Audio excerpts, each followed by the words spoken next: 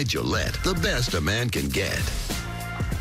Welcome into First Things First. I'm Jen Wolf. That's Bart Scott. In for Chris Carter. Biran Westbook is here with us. Chocolate Nick drop. Wright, you know Nick. Chocolate drop. Good to see you guys. Good to see you as well, right? He was going to come up with something. That's my dog. Great to have you here, both of you. Lots to get to today. Rumors and reports were out there that the Cowboys were close to wrapping up contract talks with Ezekiel Elliott as recently as, 15 hours ago? But Yahoo's Charles Robinson is reporting the opposite now, that the team is, quote, frustrated with the latest exchange with Zeke's camp. So with week 1 now just 6 days away, with the Cowboys set to face off against the Giants, we go back to the drawing board. Biran Westbook, who needs a deal more here, Ezekiel Elliott or the Dallas Cowboys? I think the truth probably is they need each other. But when you're talking about a team that has one of the best running backs in the league, the Dallas Cowboys need Ezekiel Elliott. The truth is this. Every team in the league goes out of their way to try to establish their identity every single season. The Dallas Cowboys, for the last 3 seasons, their identity has been run the football down your throat, run, and then pass the ball just a bit. The only teams in the NFL that don't need that type of identity, a running identity, is a team with a great quarterback play, dominant quarterback play, and we have not seen that yet. We haven't seen Dak Prescott being that dominant quarterback that the Dallas Cowboys want him to be, that they expect him to be with the new offensive coordinator in Kellen Moore. I think that Dak is going to be better. Can he be dominant enough to make up for what they're going to lose in Zeke if he doesn't come back pretty soon? I'm not sure he's there yet. Ezekiel Elliott's their best offensive player. He's their best defensive player because he controls the flow of the game. He limits the possessions. Dallas Cowboys has led the league in time of possession since Dak has been in the league almost. Since Ezekiel has been in the league. And he's a tremendous pass catcher of the ball as well. So you take that element out, then that puts more on everybody else on your team. Understanding that you have, a couple of easy opponents the first couple of games, but things get harder at the end. And it's important that within the NFC that you win your division, because it's not a guarantee that you're going to get that wild card, because the NFC is deep. Right. We know the NFC South with Carolina. 3 good teams. South and North both have 3 viable playoff contenders. Right, so it's no guarantee that if you don't win the division, we know that Philadelphia is a handful as well. So it's important that they get him in there. And it's not so much the best thing about Zeke that I appreciate the most as a former blitzing linebacker is his ability to pass protect. And we've seen Pollard early in this season, already in the preseason, have some hiccups, and Dak Prescott is your second most important player because he touches the ball every play. And if he can't pass protect, then he can't stay upright, then Dak is going to start selling balls over the middle. So here's the reason why, to me, it's very clear the Cowboys need to get a deal done more than Zeke does. There's no world that exists where Zeke does not eventually get his money. Now, it could be a difference of about 10% between whatever Zeke's asking for, what the Cowboys' last best offer is. So for Zeke, that's real money. Of course, it's maybe $1 million, $1.5 million per year, maybe up to $5, $6 million guaranteed. But for Zeke, this thing ends with him becoming, at worst, the second highest paid running back in the history of football. The Cowboys side of it is, the difference is when Zeke gets there, are you 0-0? Are you 0-1? Are you 1-2? Is your 2019 season where they looked at, the Cowboys looked at their 2018 season, looked at free agency in the draft and said, you know what? We're going to be judicious with our picks, especially because we've just traded away a first for Amari Cooper. We're going to be judicious with our money. We're going to spend a little bit on Randall Cobb. We're going to spend a little bit on Robert Quinn. We're going to bring back Jason Witten. But for the most part, we think the team we had last year, particularly the second half of last year, is good enough. A year more of Dak progressing, hopefully a full year of Dak and Amari together, good enough to not only make the playoffs, but make a run potentially to the Super Bowl. None of that is realistic without Ezekiel Elliott. And I would argue none of that's realistic without winning the division.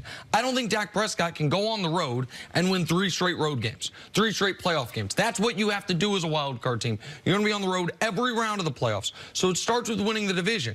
So if you start off giving a game away because you're 0-1 because you lost to the Giants, which you shouldn't have, and I'm not saying the Cowboys can't beat the Giants without Zeke, but their chances go down substantially. Well, in the NFL, man, people know this, obviously. It ain't baseball. It's not a series you can throw away. This is an enormous part of your season immediately. Back-to-back divisional games where you are favored, where you should win. To go into those games with a hand tied behind your back because your best player's not out there is enormously risky. So who needs to get a deal done quickly? The Cowboys. Because Zeke, chilling in Cabo, is getting paid at some point no matter what. What position are the Cowboys in when he finally shows up? Well, he's not going to be ready to play. I mean, he'll go out there and play. To me, you're not giving Zeke 25 carries, his usual 25 carries when he comes right back. That would be foolish. Does it depend when he comes back this week? Well, I mean, is there a day you need him signed by? Otherwise, he's not playing in that first probably game? by Tuesday or Wednesday. You know, tomorrow or the next day. Because at the end of the day, he already knows the plays. He's going to run the football, hand him the ball, and let him go. To me, I would be concerned about his conditioning. I would also be concerned. My first year, I played in San Francisco. I went in there in the middle of camp. I played the first preseason game, which was a week later. Pulled my hamstring right away. Soft tissue. It just happens right away, especially for running backs. And if you pull your hamstring early on in the season, you're not back for it. You're over. So at that point, and so you don't want to lose that type of leverage. To me, the other thought is this: Jason Garrett should be pounding on that Jerry Jones's door, saying, "Get my guy back there." No extension. All the guys on that football team, on that roster, have went into this season saying we have a legitimate chance of winning the NFC East and potentially competing for the Super Bowl. We can't compete without 20. I just want to follow up with one quick thing. My apologies. You mentioned about his workload when he first comes in.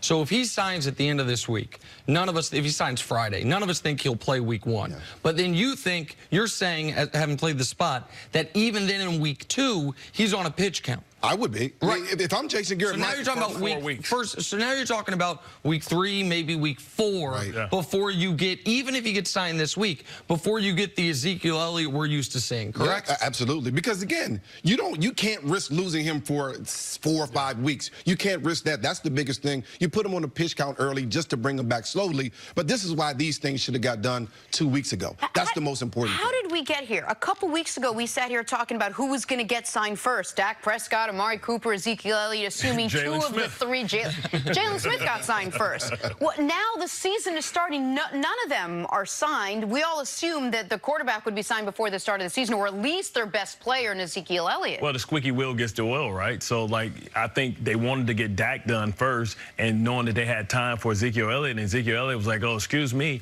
I'm not showing up unless you get my money. Everybody else has been good soldiers.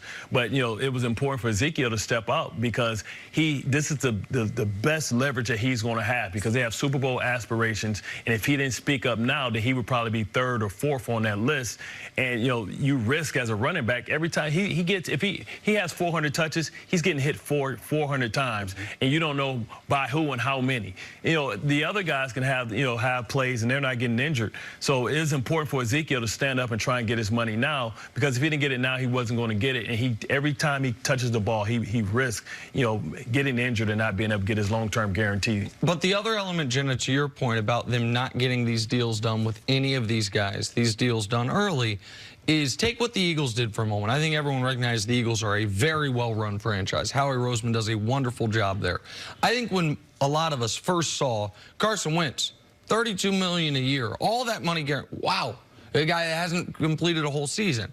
Howie Roseman saw what the quarterback market was becoming, where it was going, and said, listen, they obviously think they have a Super Bowl contending team this year. Think Wentz can be an MVP candidate this year.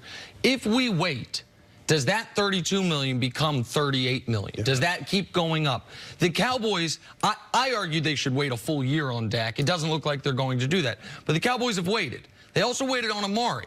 And guess what happened while they're waiting on Amari? Michael Thomas gets, you know, resets the wide receiver market. Right. Julio's about to reset it again. There's going to be more quarterbacks signed as well, but potentially before Dak's there. And now all of a sudden, we looked at the reports that Dak wants north of $35 million as insane. Well, let's see what the market is. Like, again, I wouldn't pay. Mahomes get paid. Right, I wouldn't pay Dak. And again, you might say, well, Amari Cooper's not going to get Julio money. Fine. But I guarantee you, Amari Cooper thinks he should get Michael Thomas money. And so this is what happens here. Like, they waited on DeMarcus Lawrence, and now they waited a year. Franchise tag and wait a year. You can wait and get more information. I think that is smart in a lot of cases. But there are the teams that go early. If you're right, you get your guy way cheaper than if you wait and make him prove it. Eagles. It's a risk the Rams are running. Yeah. The Rams are saying, Goff, go prove it to us. If he has a great year, if they go back to the Super Bowl, that's going to be a $37, $38 million a year player when Wentz, who went one pick after him, just went for 32. Hurt him with Gurley, though. Yeah. Well, So that's the risk you make. The other part about the thing, and I think you're making a great point, is that if Zeke is not there early on, and let's say Dak just goes out and has a great season, that 35 number goes up a little bit higher. You have the opportunity to pay your running back, pay him a couple bucks. You're going to need him anyway. You've already admitted that you need him for the playoffs. So to me, that loses leverage right there. I think Jerry Jones misplayed his hand totally. You have to pay your running back, get your best player in camp, and then allow the other guys who are already there, allow them to play it out if that's what you want to do. Who are the first couple games? It goes Giants at Washington, home for Miami. It's the softest three-game stretch of their schedule. Yep. Then week 4, you're at New Orleans. Week 5, you're home for Green Bay. You got to beat 3-0 at a worst-case scenario 2-1. I don't think that Giants game is a guaranteed win for them. I don't either. Think anyone does. And any road divisional game, which is week 2 at Washington, you can get beat. Right. And they're not going to be starting their rookie yet. So Washington, I think one of the reasons we think they're going to be bad is because Haskins is going to come in at some point, rookie growing pains. Your guy, Case Keenum, has shown he can win a couple games in this league. He's going to be the starter in week 2. Like, they're playing a dangerous game. And if you're going to put Zeke on a pitch count, then you want to get him in there, especially before that 4th game this season. Got to get him stretched. All right, take a break. Coming up, does Jadeveon Clowney give the Seahawks the edge over the Rams? Clowney is his guy. That's next on First Things First. Down on Clowney, man.